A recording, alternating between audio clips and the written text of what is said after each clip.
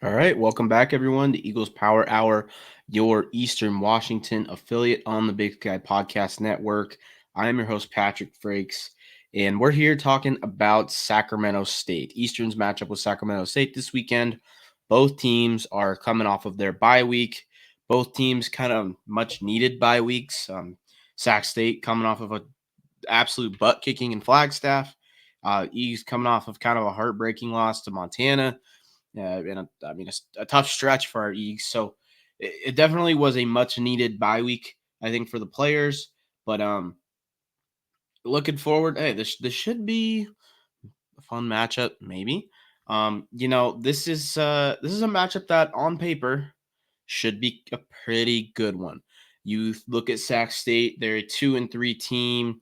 They're own one in conference right now. In the Big Sky Podcast Network power rankings, they've been, floating around 3 to about 6, depending on how they finish their games and just how they look overall.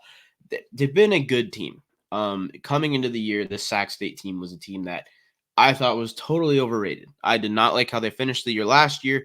Made the playoffs, probably shouldn't have. They were a team that I thought was really overrated coming into the season. As the season started, they played two Mountain West opponents, both of them being pretty. I mean, it's solid teams: San Jose State and Fresno State. Both games were competitive for portions of the game, but they weren't super competitive here. I'm just pulling up their schedule on the video version of the podcast. So they lost to San Jose State 24-42, lost to Fresno State 30-46. Both of these games, I mean, like I said, competitive at some points. Both of these games, I think, were in reach for Sacramento State if some things bounced their way that didn't, particularly in the San Jose State game. Sac State absolutely dominated the first half of that game and kind of got away from what was working. They were running the ball really well, got away from it. They ended up losing that game. Fresno State, their secondary, their defense just got torched through the air by Fresno State, which, I mean, it happens. It's a good FCS squad. Shout out to Pat McCann, the offensive coordinator there, who spent some time in Eastern Washington. Then they hosted number 24 Nichols State Southland team. Their team that right now looks like they could potentially be looking to maybe win the Southland. I mean, you know, they're definitely, I wouldn't put them as the best team in the Southland, but they're a solid team. They are no Drake. They're, like as the references for Eastern fans nowadays. But, Nichols is a solid team. They're not by no means a national championship threat. They're kind of a bubble playoff team, but good team. They like to run the football. Man, Sac State just dominated this team. Beat them 34-7 on the Texas A&M Commerce on the road. They ended up winning that one 34-0. Again, impressive performance in both of those games. Sac State had 9+ tackles for loss and just really impressive defensive performances against these two teams that are both generally solid offenses. Nichols is very much a heavy run offense. They shut Nichols down on the ground. Texas A&M Commerce, more of a pass-heavy offense. They've shut them out. And so after that, I guess a big deal to point out is if you watch Sac State last year, they kind of towards the end of the year they bounced between two quarterbacks. Caden Bennett, number one, he's kind of a dual threat guy. I think he's a redshirt junior this year, maybe a redshirt senior this year. A veteran, had spent some time at Sac State, sat behind some guys the past couple years. He took the starting spot, won a big game against a big upset against Stanford, former head coach, whole song and dance there. He looked pretty dang good, but he was just kind of volatile. He would always throw a few balls up for picks. Everyone, he'd throw 4 or 5 balls a game that were like, oh shit, that should be picked. If it was or not, it did just depend on the day. But then towards the end of the year, this true freshman Carson Conklin got into a few games, and I think partially it was because Caden Bennett was injured towards the later half of last season. But Carson Conklin started getting some looks against some of their early, later season games. They looked pretty good. He looked pretty good. then they got into the competitive teams, and hey, he didn't look very good. He looked like a freshman. Um, Caden Bennett came in, looked good in the playoff game. Caden Bennett looked good. And so we came into the season kind of wondering, are they looking to move towards Carson Conklin, or are they going to stick with Caden Bennett as their guy? They opened up the season. We heard rumors of, hey, it's going to be a 2 quarterback system.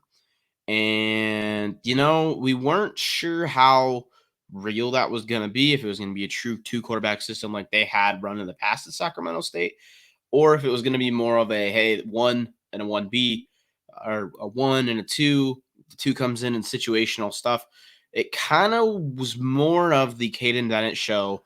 Carson Conklin would come in for a few drives, but it really felt like Caden Bennett was the guy. And then he started turning the ball over again and again and again. And they started rolling with Conklin, and Conklin came in and looked like a much more efficient passer. And well, I don't know if efficient is the right word. He looked like a better passer overall. Caden Bennett, he is absolutely dynamic on the ground. Through the air, he's just volatile. He turns the ball over a lot. Turns the ball over a lot in general. He'll make the craziest play you've ever seen one play. Next play, he throws the worst pick you've ever seen. Carson Conklin just seemed to be more steady overall, seemed to make a little bit better decisions, had a little bit better arm talent, and it kind of seemed like Carson Conklin seemed like the guy that they wanted to be the quarterback. Moving along, Nichols, Texas A&M Commerce, and Northern Arizona, Carson Conklin really took the reins and has truly become kind of their starting quarterback. I don't think I don't remember seeing Caden Bennett in any of those 3 games, if I'm remembering right. But, you know, this is Carson Conklin's probably going to be the starter next week, despite this weekend. I mean, despite the rough showing from him in that offense at Northern Arizona, where September 28th, they went to Northern Arizona and got their absolute asses kicked by NAU, which was something that I did not see coming. I believe they had like 3 turnovers in that game. They had like a horrible success rate, some analytic thing that I heard from the Blue Bloods podcast. Anyways, they just got their butts kicked offensively. They could not get anything going. Defensively, they weren't completely awful. Like, they really shut the run down well, but NAU was able to put up 34 points, which ultimately won them the game. A lot of that is like, hey, they got the ball in plus territory, like I think 3 or 4 times in this game, which turned into points, which, NAU did a good job of taking advantage of the mistakes that Sac State made and that young freshman made. And I mean, that's kind of all we're going to talk about for that game. But generally, this Sacramento State team, hey, they're a good team. And honestly, at this point in the season, I think they're one of the more underrated Big Sky teams, as in, I mean, they had a poor showing at NAU, and now all of a sudden, teams are like, oh, Sac State's not that good. They're dropping them down to, I believe they got dropped down to like 18, I think, this week or something in the FCS stats poll. I actually can pull it up really quick, just for shits and giggles. But they got dropped really far in the rankings, and so they were kind of a consensus top 10 team for a while there. They dropped all the way to 18 this week after their loss and after the bye week. So, um, I think they're a better team than 18 right now. I think they're more talented team than that. They went on the road and got their bells rung at NAU, but honestly, guys, I still think Sac State is a better team. I think Sac State's the best team that Eastern will have faced at that point in the season. And I don't think it's necessarily close. I don't think, I mean, Nevada might be comparable to Sac State relatively, but I think Sac State definitely is the best, at least when it comes to FCS teams. Sac State is head and shoulders above every other competition that we've seen so far. And so, hey, man, it's going to be a tall task to take on this Sac State team and really put it to them like a team like NAU did, especially on the road. Which we'll see how this game matches up. It's kind of an interesting matchup. Some people think it's going to be kind of close. Some people think it won't be so close. I haven't checked the lines yet today. It's Wednesday when I'm recording this, so Most of like the betting lines aren't out yet, but I have to assume that Sac State will be a favorite in this one by I would think 2 scores. Sac State is a good team, and what makes them a good team? We'll just start with the defense. Sac State's defense has been one of the best groups in the country at 2 things. I'd say 3 things. They have been the most elite defense in the FCS at getting penetration and making tackles for losses and sacks. I believe they lead the country in sacks per game and total sacks at this point right now. I think I can look up the stat really quick, but they have something crazy like 20 sacks through 5 games. They're averaging like 4 or 5 per game, something wild, which is, it is pretty damn impressive what this defensive front has been able to do. Their defensive line is just nasty. Again, I would say this is the best, um, easily the best front four that we will have seen up to this point. They run more of a 4-3. They do a lot of moving their defensive front around. They like to really stim their guys, and they like to slant their defensive line, which is kind of it's a technique that I don't see a ton of among Division 1 defensive lines, but it has really worked for them in shutting down the run. Number 2 thing that Sac State is absolutely elite at in the FCS right now defensively is stuff in the run. They're one of the best rushing defenses in the conference. I believe they're the number 1 rushing defense in the conference right now, even above Idaho, who, Idaho has been touted as one of the best defenses really in the whole country, which I think Idaho is one of the best defenses in the country. I think Sac State's one of the better defenses in the country in terms of rushing defense too. Um, and the third thing that they've been really good about defensively is forcing turnovers.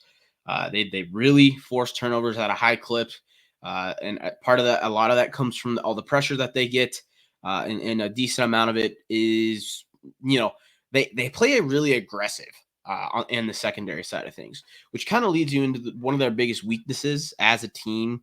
I think has been their secondary. Sac State is a team that gets burnt deep from time to time. And honestly, I'd say kind of often they get beat deep. When I look at that Texas A&M Commerce matchup, I was almost surprised. I was pretty surprised to see 34-0. But then you look at Texas A&M Commerce, and they're more of a short passing game team.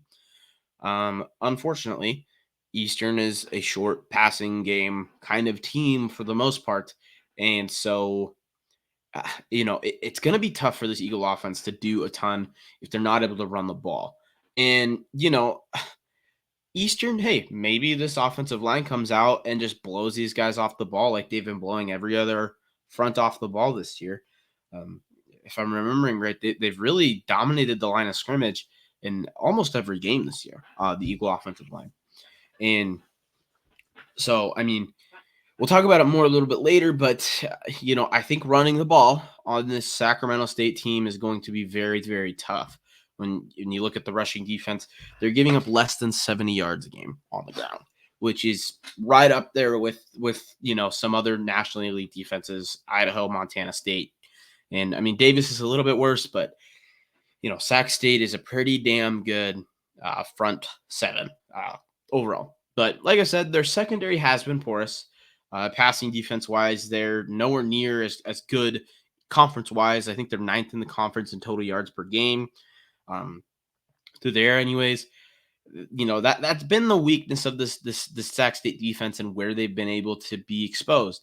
That's kind of where they got exposed against Northern Arizona. Is Chad Peddington, quarterback for Northern Arizona, was able to defend. They're really able to defend the secondary pretty well, and they were able to move the ball through the air really well and very efficiently against the Sac State defense, which kind of led to the lead getting to the way it did, and how that game got out of hand the way it did. Which is, I don't know, when you think about Eastern, you think about high flying offenses through the air, but that really hasn't been this team's strength this year. team's strength this year has really been running the football and kind of playing off of that with a little bit of short passing game, taking a deep shot every now and then. I think to move the ball in the Sac State front, we're gonna have to let Kiko cook a little bit, which is, do we do that or do we not? We saw that a little bit in the fourth quarter of the Montana game. Not so much the first half. That is to be seen. But moving on to uh, the defensive or the offensive side of the ball um, for Sacramento State. They're a good offensive unit, but I don't think it's been the strength of their team necessarily. I think kind of the story of the Sac State offense has just been consistency. They're kind of up and down sometimes, and they've been good about like their point totals. They usually scored right around 25 to 35 points in that range. That's kind of what they did the first 4 weeks of the season. Carson Conklin usually is about 250 to 300 yards. They usually rush for about 150, 200 yards. Pretty solid, good units. But the consistency has been kind of up and down a little bit for the Sac State team. Generally, it just kind of depends on how many times they turn over the ball and how often they run the football. I think they want to run the ball. It's not as extreme as like a 2-to-1 ratio, but they want to run the football more than they throw the football generally. Uh, you know, in terms of attempts, it's usually like if you look at the box score, generally they tend to be somewhere around. Uh, Actually, I can look it up right now. I can look up the rushing attempts versus the passing attempts as a team. 173 rushing attempts, 185 passing attempts. So they actually have been a little bit more pass heavy as a team, even though, I mean, when you really watch this team, I think their strength is on the ground. I think that's a little bit that total is a little bit skewed because of the NAU game when they were down by a bunch of points and they had to throw the ball to try to get back into it. And the Fresno State game was kind of a similar story where they got down early a little bit and they really had to fight back into it. But generally speaking, in a close game, they're going to want to run the football more than they want to throw the football.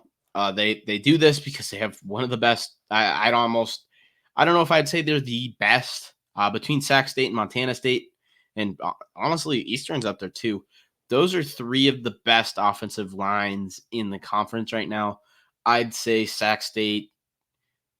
I think Sac State's probably the best overall offensive line.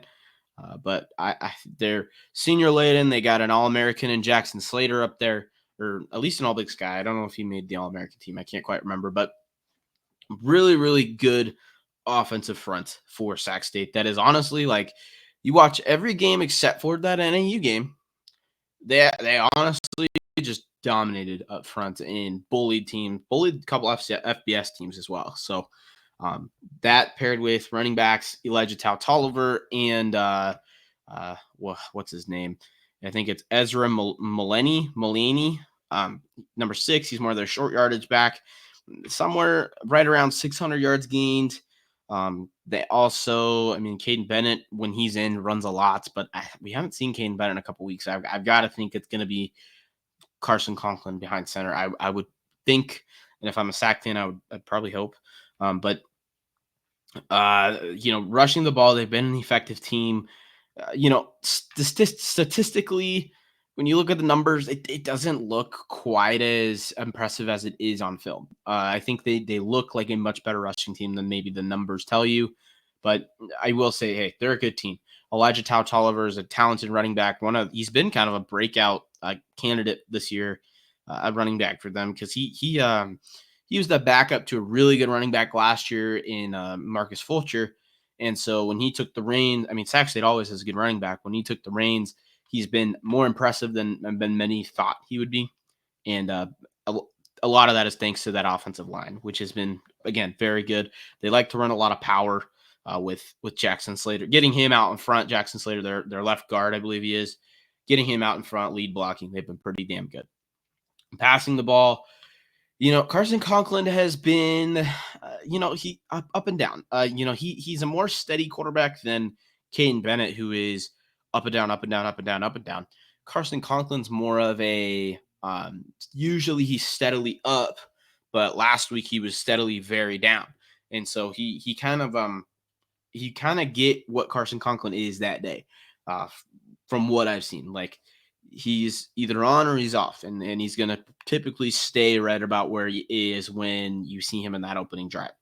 But he's been good. I think one of the better quarterbacks in the Big Sky when it comes to passing the ball. He's let's see, completion percentage is right around 55%, not the most efficient of all time, but he's been smart with the ball. He has thrown 3 picks, but I think 2 of those actually were last week, if I'm remembering right. 9 passing touchdowns along with 41. He averages 172 yards a game. Again, he's only played 3 games. They usually like to run the ball a little more. I think Carson Conklin is a good quarterback, and I think he's a dangerous quarterback.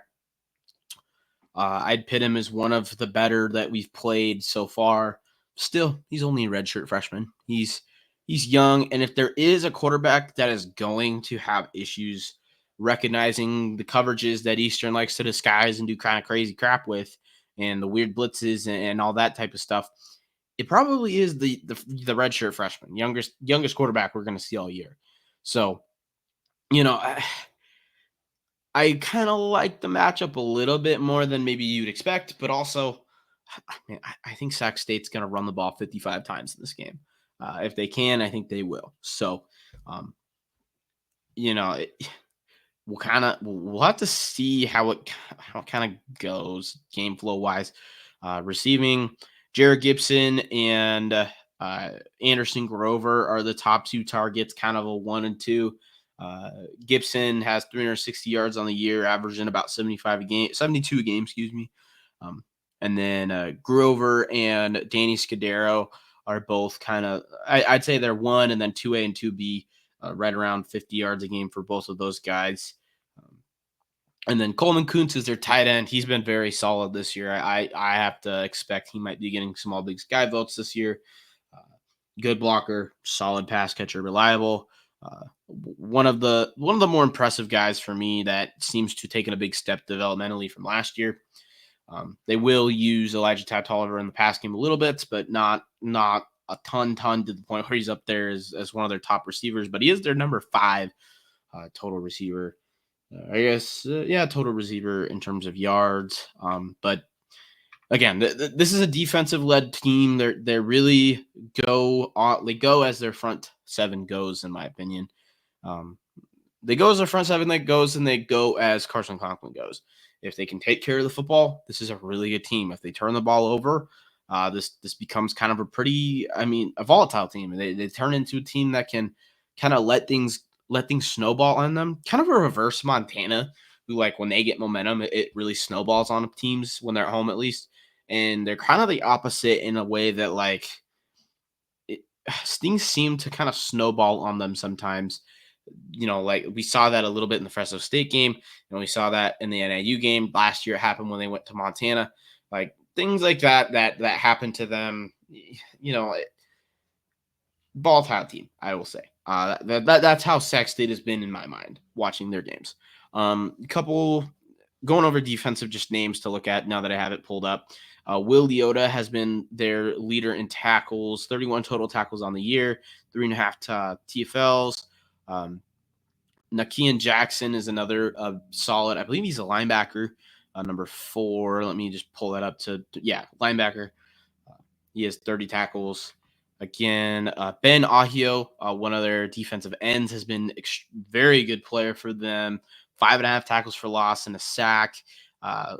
Josh Casciola has 4 sacks on the season. Again, really good defensive end for them.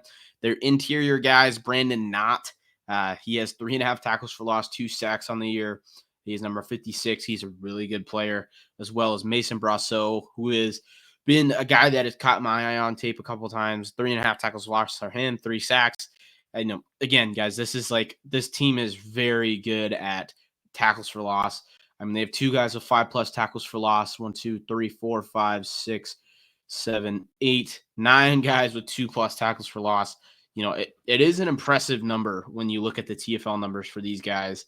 An aggressive defense, a really talented, a fast defense. So, hey man, running the football on these guys is going to be tough. Which is, I mean, I typically am a guy that wants to see Eastern run the football more, but I don't know if we're going to be able to on this front seven. I don't know if we're going to be able to get 3 yards of carry on this offensive front because they're elite, dude. So I almost think this is going to be a game where I think we have to pass to set up the run. We'll get into the keys in the game in just a second. Before that, we have a word from our sponsor, Walk On Apparel. Shout out to Walk On Apparel for sponsoring us and giving us a little bit of kickback, which helps pay for this recent increase in StreamYard's price, which sucks. Anyways, the Eagles Power Hour is sponsored by Walk On Apparel. Walk On Apparel focuses on capturing Eastern's culture and traditions, in apparel designs that are as different as they are affordable. Plus 10% of the profit from every sale that gets donated right back to the Eagle Athletic Fund. That's for a win for you and your alma mater. EPH listeners get 10% off Eastern gear at checkout using code EPH10. That's EPH10. New designs drop throughout the season, so go check out walkon-apparel.com or follow them on Twitter and Instagram to see what's dropping next. They like to do limited runs that they only keep the design open for a month or so, and then they vault it. So give them a quick look and check out some of the designs that they got. I love their stuff. I've got 3 Walk On Apparel shirts, one more coming that got sent to the wrong address. So I really enjoy Walk On Apparel. Go check out their stuff. Go check out walkon-apparel.com. Up the fans. All right, keys to the game. I think for Eastern to win this football game, they have to, the obvious. The defense just has to be better. And I think the key to that against a guy like Carson Conklin is I think we got to chill with the blitzes. The blitzing is something that got me excited at the start of the year. And as the season goes along, it has become really predictable in the sense that we tend to blitz 1 or 2 of the same guys on the same side every third down or every this yard and this down and distance or something like that. And it has led to making things much easier on quarterbacks than it needs to be. You would think, hey, put the quarterback under pressure. That makes things harder. It forces more turnovers, which is true. When you get pressure, that does happen. Eastern just hasn't gotten the pressure. We haven't had the speed and the I don't know if it's necessarily the nastiness, I guess, from our blitzers. It has not been anything like if you watch not Montana this year, but if you watch 2023 Montana film, they get to the quarterback fast. If you watch some Sacramento State film, they get to the quarterback really fast. And honestly, in my opinion, I feel like it's almost slowed down our pass rush. The blitzing has like, hey, now we have bodies in there, and now we have a defensive tackle and coverage that's supposed to take away a slant that they can never get to, and just goofy stuff like that. That it works when you have the right guy at the tackle. When you have a Alex Gubner at D tackle, it works. The blitzing works. Getting that guy weirdly, pretending to blitz him and then dropping him in coverage works. You'll pick a ball off every once in a while. But, I don't know if this is the week that the blitzing is going to be effective. We're playing a very good offensive line that is going to be able to communicate and pick those things up. And I think Carson Conklin's good enough to be able to pick this back end up if they only have 5 or 6 guys on the back end in coverage. If we're playing a lot of cover 1, if we're playing a lot of 0, I have a hard time seeing Eastern be able to make many stops at all. And that's not even talking about the run game. The run game, when we blitz, I feel like the blitzes really hurt us in the run game in the sense that like we just get out of our rushing lanes and it's frustrating because these giant lanes open up where there's only one guy and then it's a touchdown, which happened in the Montana game a couple times. I want to see Eastern go a little bit more base. I don't want to see them never blitz again. I want to see the blitz mixed in less on third down. I want to see the blitz mixed in maybe more a little bit on early downs. If we're gonna do it on early downs, and maybe do it more straight up rather than all the crazy twisting and stuff. But hey, that's a lot of system changes, and I'm not gonna expect them to totally change the system from week to week. But I don't know. I would like to see Eastern play it a little bit more straight up on the secondary. I think our secondary talent is there good enough to be able to hold up in coverage. For a number of if we're playing 8 in coverage, if we're playing 7 in coverage, I like our chances. Is what I'm trying to say here. Uh, Key to the game on the other side of the ball. I mean, we'll hit on defense one more time. The rushing D just has to be a little bit better. Which is, I mean, it's going to be tough against this team. I think this is the best. I'd say this is the second best rushing team that we've played behind Nevada. I think this is a good rushing defense or good rushing offense, but they're not. They're not to the level that it doesn't matter what you do, you can't stop this team. It's not a 2010s North Dakota State rushing attack. It This is a good rushing team. They're not any like I wouldn't call them an elite rushing team that is really tough to stop like a North Dakota State or South Dakota State was the last couple years. This is a good rushing team, but they can be slowed down, and I think Eastern can slow them down. Will they? I don't know. Moving on. Offensive key to the game.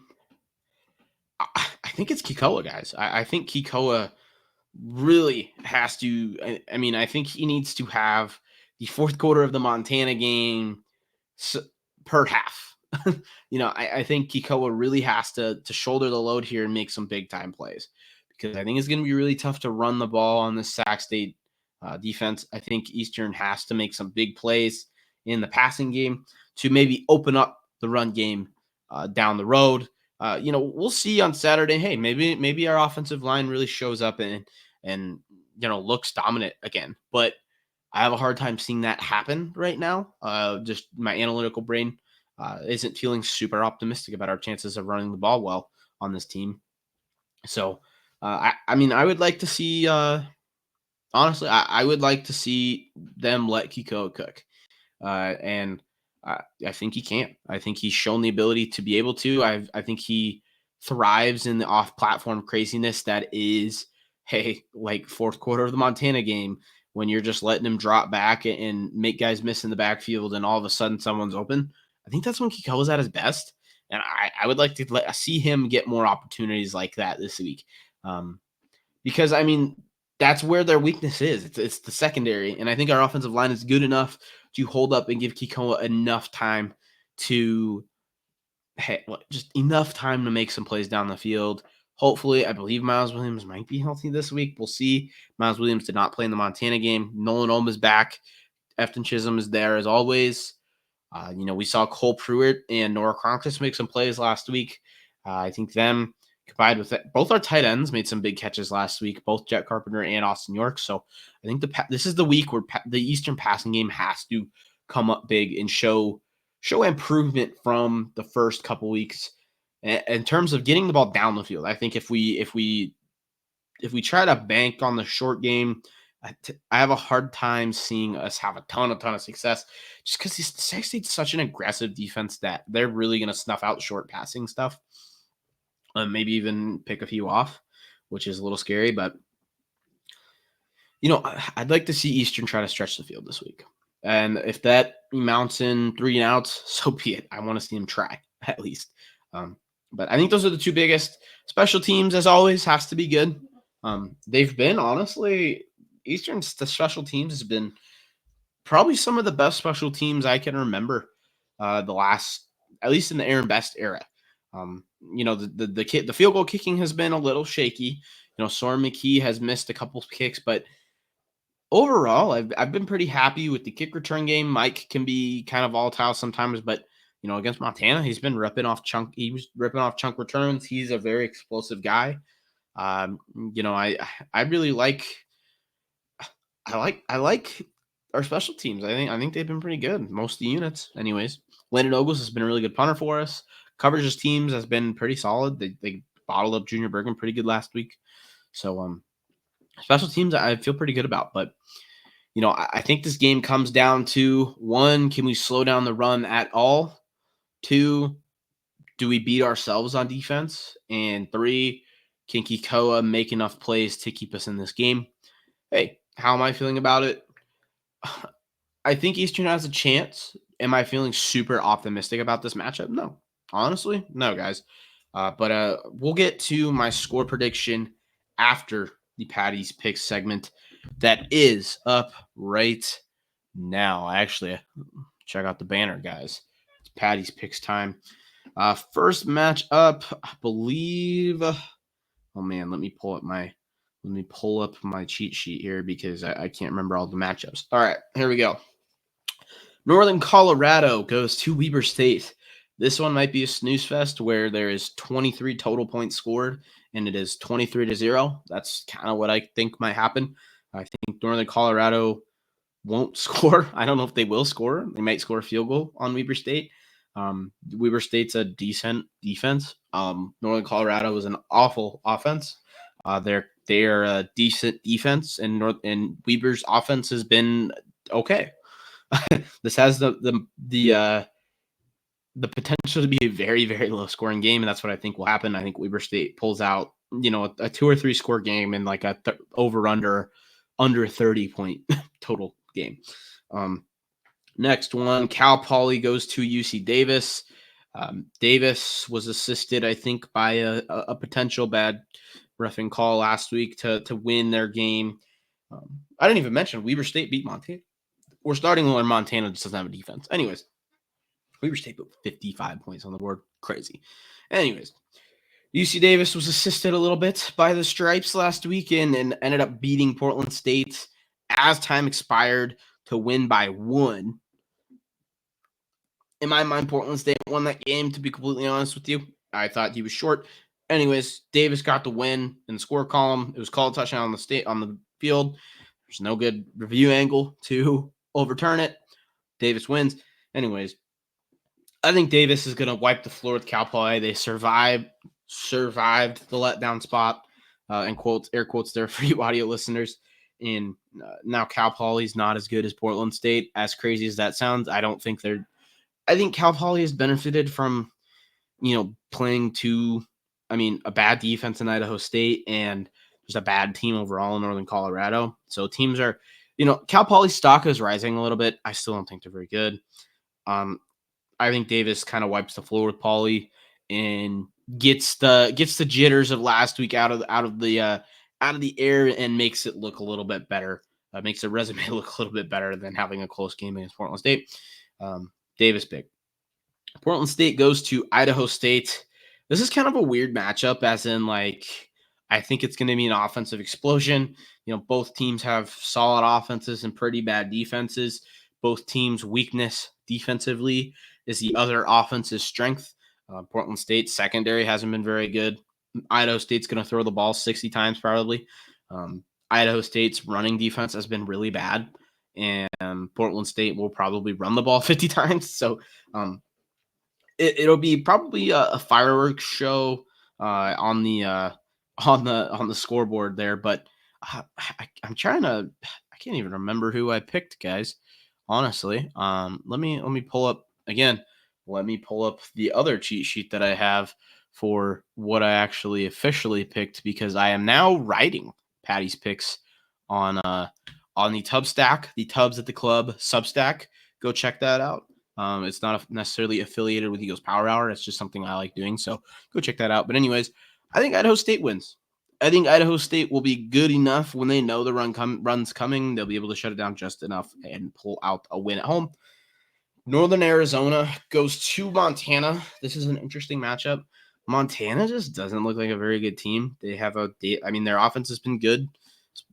Fife has looked solid, but defensively they've been awful. They gave up 55 points to Weber State, which is not typically a very good offensive unit. NAU, they're a frisky team. They're a top 25 team now. They took Idaho to the brink. They beat the brakes off of Sac State. They have a damn good defense overall. I think they're, NAU's a good team and a team on the rise in my mind. I don't I'm not totally sure who to pick in this game. On it, this is one of the only ones that I haven't actually made an official pick yet. This in the Idaho Montana State game. I I kind of want to pick Northern Arizona. NAU wants to run the football, and that's kind of been a big weakness of this Grizz defense. Um, and I mean, through the air, they haven't been very good. I think a lot of this rides on the health of Chad Pennington, who left the game in Idaho last week with concussion. Um, I'm going to pick Montana in a big bounce back spot. I don't think they're that horrible. And I don't think, I mean, Montana has to play better defense. And I got to think that they'll make some adjustments after last week.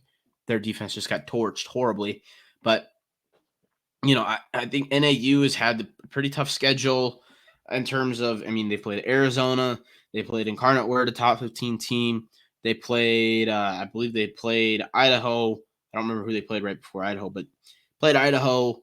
And, they lost a lot of those games, but they look good doing it. So, they played Sac State. That's who they played. They beat the brakes off Sac State. But I don't know. I think NAU is a different team on the road. And so I'm going to pick Montana to win this one.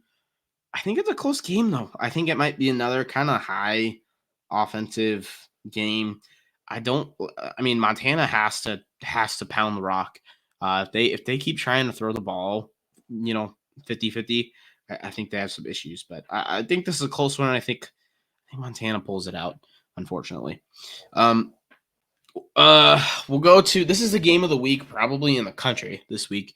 Idaho, who is number 7, I think, is going to Montana State. There's been some quarterback controversy for Idaho in terms of who should be playing in relief of the injured Jack Lane. Nick Josephek has looked good. Wagner has looked bad, in my opinion, and I think Josephek should be the quarterback. I think he will be the quarterback moving forward.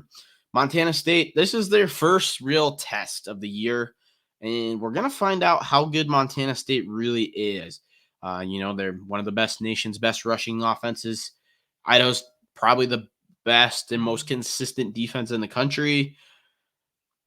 I think this game is really close. Idaho has tended to have MSU's number, but I think the difference here is I don't know if Idaho has enough quarterback play to win this game. I think, I think the best unit in this game is the Idaho defense. I think Montana State's defense and Montana State's offense make up 3 and 2, uh, probably respectively. I think Montana State's offense is pretty good. I think Montana State's defense can be a little suspect at times, but they're good enough. And I think Idaho's offense is just mid. I don't know if they're really that good. I think Montana State has shown that they're probably the most complete team in the country right now. I mean, they've shown the most consistency, although they haven't played damn near anyone. Um, you know, I, this is a kind of a crazy matchup, and I don't know. I'm not 100% sure who to pick. I wonder if Montana State has some issues blocking Idaho's front four.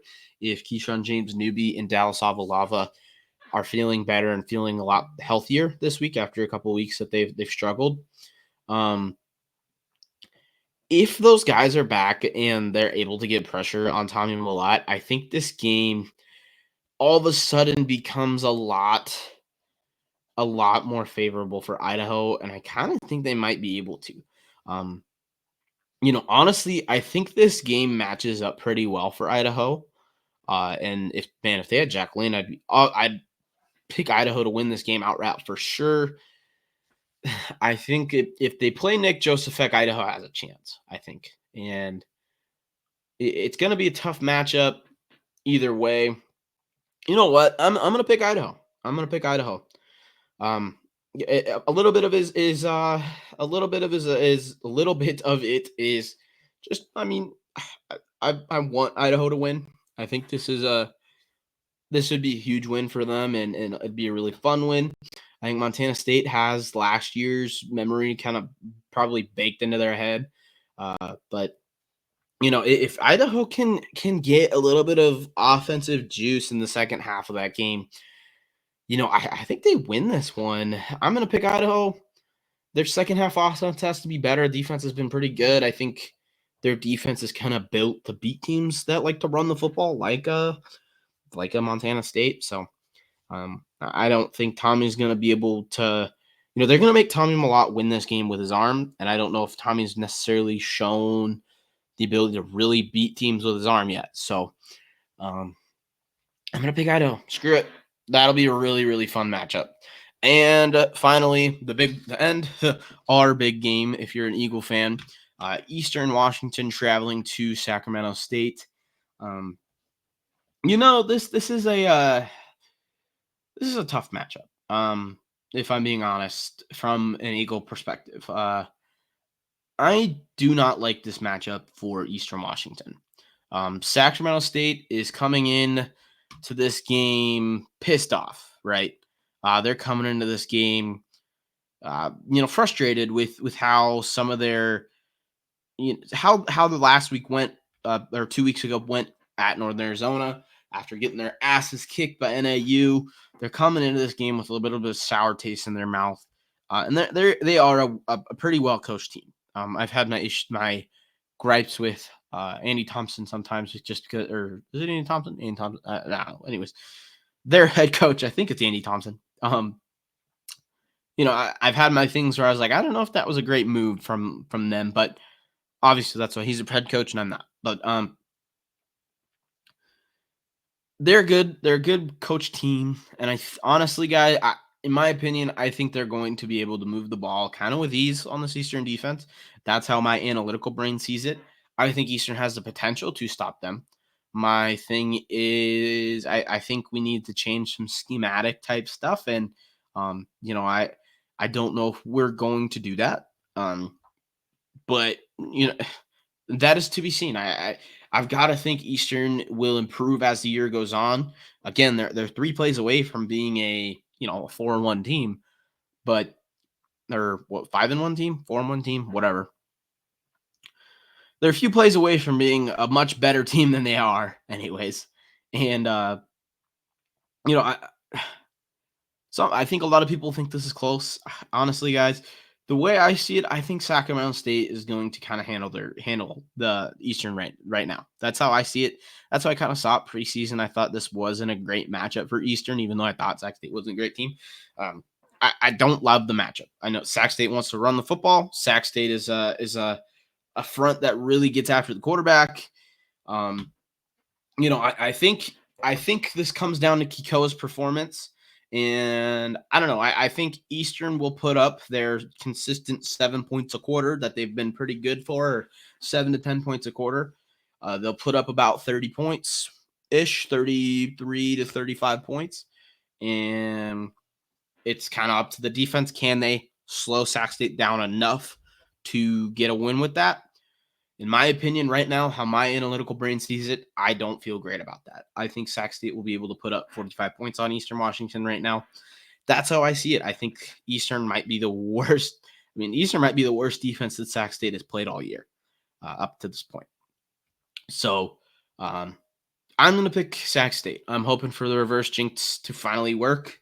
It hasn't worked yet, but I have a feeling it might work eventually, just because picking Eastern hasn't worked for Drake and or Southeastern Louisiana. The games I was confident that Eastern was going to win, they both lost. The games that I was confident Eastern was going to lose, that I thought Eastern was going to lose pretty big. It was a close game. The game I thought Eastern was going to play a close game against Nevada, Eastern got their butts kicked. So I think Eastern kind of gets their butts kicked against this Sac State team. I think they're pretty comparable to Nevada.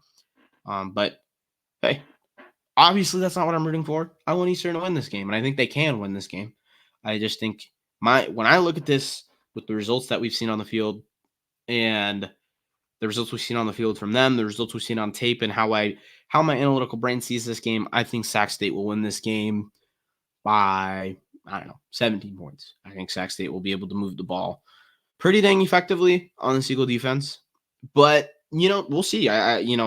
like I said, I think Eastern has the potential to really show up, make this a game, and show out. But also, we don't have a great history playing in Sacramento, so um, it should be a fun matchup for at least a half, in my opinion. It should be fun. I've got to think that it'll be more of an offensive showing once again. I think Eastern's going to be able to put up a few points. I think they'll regress a little bit from the Montana performance just because I think Montana sucks defensively. And Sac State is a much better defensive team, but I think Eastern will be able to hit a couple big plays. But I don't love our chances to be able to run the ball right now. Hey, prove me wrong, line. Come on, boys. But I'm picking Sacramento State to win this game, and I think they will win this game. But obviously, I'm rooting for Eastern. I don't think Sac State outclasses Eastern by any means. I just think they've looked like the better team to me on film through, through 5 or 6 games or whatever we're at.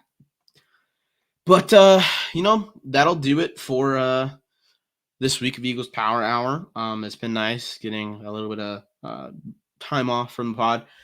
Get some time to just kind of relax and stuff. We're back to 2 episodes a week.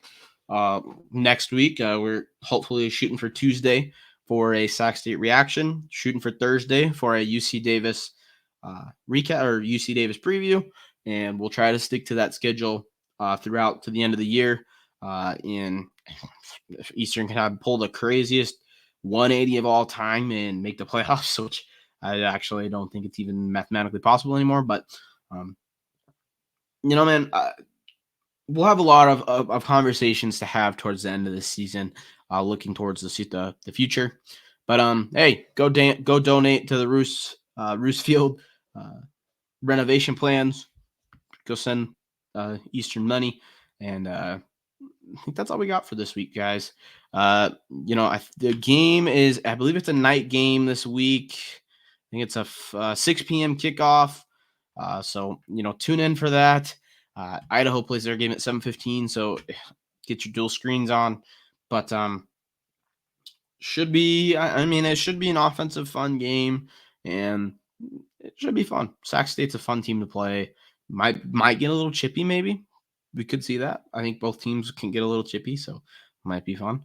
But I think that's all we got this week, guys, for Eagles Power Hour. Thanks, everyone, for listening. Go ahead, tune in on Tuesday for the recap of this game. And I think that's all we got. Thanks, guys. Go Eagles.